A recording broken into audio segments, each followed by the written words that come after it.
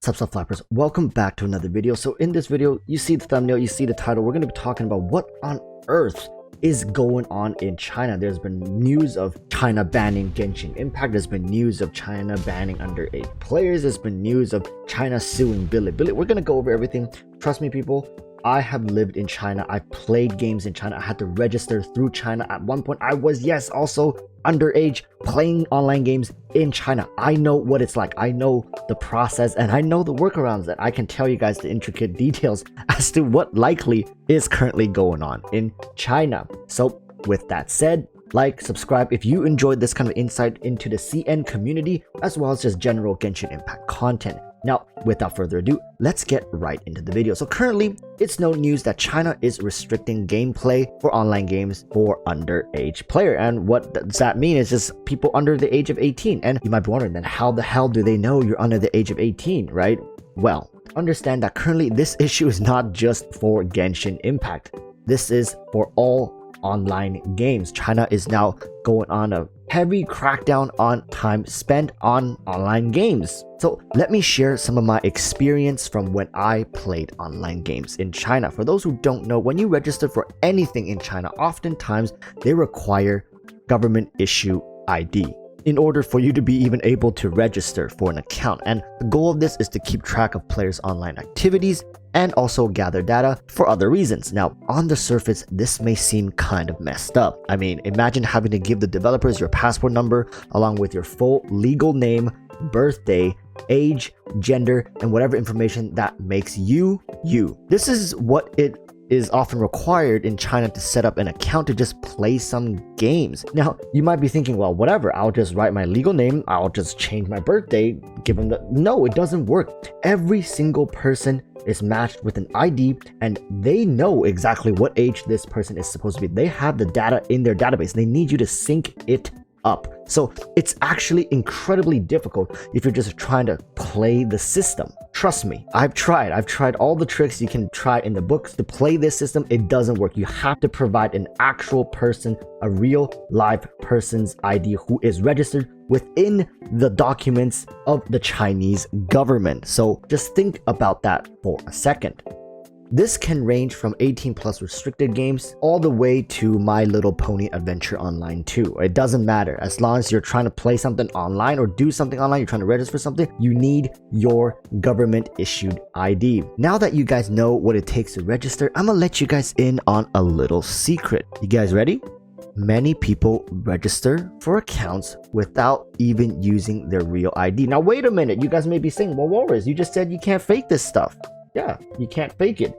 It's very well known actually that Chinese laws can creep into areas that you may or may not be comfortable with. Since the early 2000s, players have been using 18 plus IDs that are found through websites to register for their games. Now, as long as you don't cause any trouble, oftentimes these accounts go unnoticed by the devs. Now, you guys may be wondering, Walrus, what the hell are you? Listen, there are websites in China with entire pages. I'm talking hundreds of people, thousands of people's names, government issued IDs, and gender, age, and the district they live in. So these are real live people and their information are just online for the grabbing. So sometimes when multiple people visit a very popular page, you're gonna start running into the case that, oh, this person already registered for an account. That means somebody else likely stole that person's identity. Now, why am I telling you guys this? Yes, it's illegal. It is illegal. You shouldn't be doing that. I'm not saying I did. I just know about it, okay? So know that it's not hard to obtain these fake stand-in IDs, and there is little ways for the developers to actually track you down and take action against you. For the developers, their job is just to ask for this information and keep it in the database. So they essentially have already done their due diligence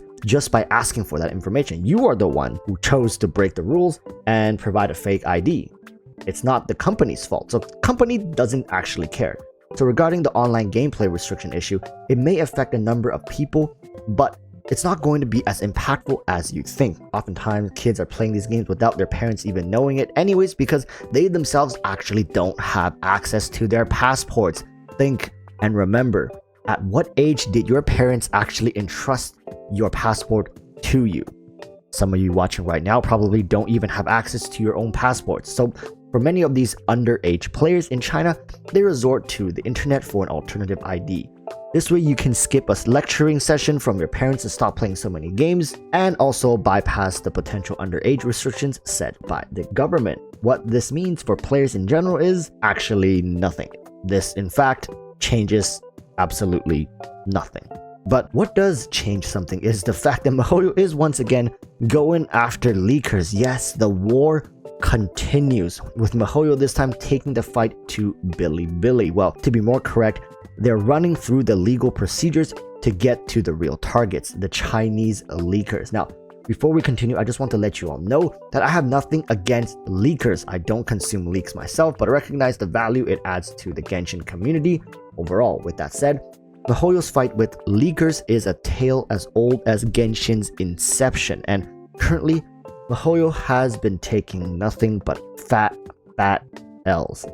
And this is because MiHoYo has a very lenient screening process for beta testers. And to be honest, most of these beta testers are probably feeding information directly to their friend groups. I mean, think about it like this, people. It's like inviting random people into your house and telling them, hey, don't steal anything. And then after they all leave, you're missing 2 phones, 3 watches, a flat screen TV, and 50 boxes of condoms. Then you turn around and say, oh geez, how come my stuff is gone? I mean, no shit. You're lucky you still have a damn house. My point here is this is a battle MiHoYo will never win if they keep up with how they currently run their patch tests. I've said this before, and I think that MiHoYo really just is putting on a front to combat against leakers, but they're not doing anything detrimental to stop the leaks from happening, because leaks are a way that keeps the player base excited for new patches. MiHoYo knows that. You can tell that they are trying to provide more information through their Twitter now, especially with character releases, right? They're trying to tease a little more, but MiHoYo has to understand that this is a huge demand of information. Right? It's nothing else. We're not trying to ruin MiHoYo. We're not trying to steal from them. This is a demand of information. Demand of information that MiHoYo is currently still resisting against. MiHoYo, if you are doing closed beta tests, know that people will get access to this data and there will be breaches. It's not hard to understand that people sometimes will take the risk for a couple, tens, hundreds of thousands of views just for that moment of glory. MiHoYo is giving too much benefit of the doubt to their beta testers and not enough precautions to protect against people who want to take advantage of their intellectual property.